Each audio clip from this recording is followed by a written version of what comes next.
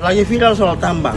Nah, ini di Gorontalo ya, di Kabupaten Bualemo, ada orang yang mengaku mengerjakan tambang ilegal, lalu kemudian coba ditertibkan oleh Kapolres Bualemo. Namun yang menjadi persoalan pada saat dia minta sprint atau surat perintah tugas, katanya tidak ditunjukkan. Nah, saya bukan pada konteks membela penambang ataupun oknum kepolisian. Saya lebih fokus pada persoalan ini bukan hanya terjadi di Bualemo. Nah, di kampung saya di Sulawesi Tengah, khususnya di Kabupaten Parigi Motong, persoalan tambang ini bahkan sudah menelan korban. Ketika tanah longsor, banyak yang meninggal dunia. Namun pengelolanya juga, ya proses hukumnya kita nggak tahu sampai mana sekarang. Itu satu. Yang kedua, terkait dengan tambang ilegal ini, kalau memang ini mau ditertibkan, coba lakukan secara merata. Saya sedikit sepakat ketika misalnya saya lupa namanya siapa itu, beliau sampaikan yang ditertibkan itu menurut dia tidak semuanya. Nah, kalau saya bisa kasih saran untuk teman-teman polisi, lakukanlah penertiban secara merata supaya tidak ada iri-irian. Karena kalau misalnya hanya 1-2, yang lain pasti iri.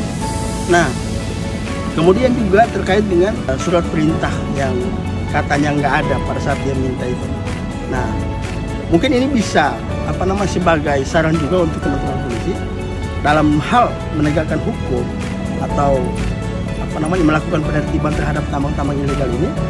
Ya sebisa mungkin jangan ada hukum yang dilanggar, baik secara administratif ataupun dalam hal tindakan seperti itu. Nah, bicara soal tambang ilegal, kenapa tambang ilegal ini bisa beroperasi? Apalagi dengan menggunakan alat berat. Alat berat ini kan kita tahu, salah satunya adalah eskavator. Nah, eskavator ini bisa berpuluh-puluh unit ada di lokasi itu. Nah, pertanyaannya, nggak ada orang yang lihat waktu dia lewat di di pedesaan atau di kecamatan. Masa sampai segitu banyaknya alat berat yang lewat, nggak ada yang tahu bahwa alat itu mau kemana. Nah, ini kan harusnya baik Babinsa atau misalnya Babin Kamtibmas atau misalnya masyarakat setempat, aparat kelurahan, desa ataupun kecamatan atau masyarakat pada umumnya melaporkan hal itu, dan itu harus segera ditindaki.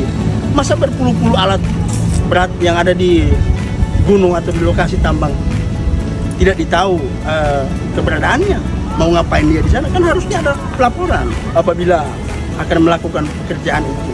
Nah, ini saya juga miris ya ketika alat-alat ini bisa bekerja. Nah, makanya jangan heran kalau misalnya ada framing masyarakat mengatakan bahwa ini ada komunikasi, ada udang di balik sungai lah, apa semua. Pokoknya urusan tambang ini nggak ada kelar-kelarnya. Padahal orang yang bekerja itu mudah sekali untuk kita kontrol.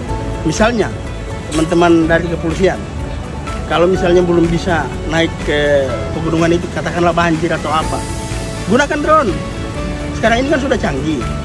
Gunakan drone yang dengan jangkauan berapa puluh kilo, bisa ketahuan ada aktivitas nggak di gunung itu, di lokasi itu, ketahuan dia itu. Jadi kita tahu juga bahwa tambang ini merupakan pekerjaan yang bukan satu-satunya juga sih, tapi banyak orang yang menggantungkan hidupnya di situ. Tapi ini harus ditata bagaimana supaya ini kan cuma soal administratif aja, supaya ini legal, prakteknya juga amdalnya ada, supaya tidak merugikan yang tidak mengelola itu. Itu kan kalau misalnya di hulu sudah rata, ya di hilir bisa kebanjiran. Makanya itu yang harus diantisipasi. Itu saja sih, intinya saya resah dengan persoalan yang ini nggak selesai-selesai ini soal tambang ini. Apalagi khususnya kabupaten saya, Parigi Motong. Sudah banyak korban tapi proses hukumnya kita nggak tahu sampai di mana. Ya.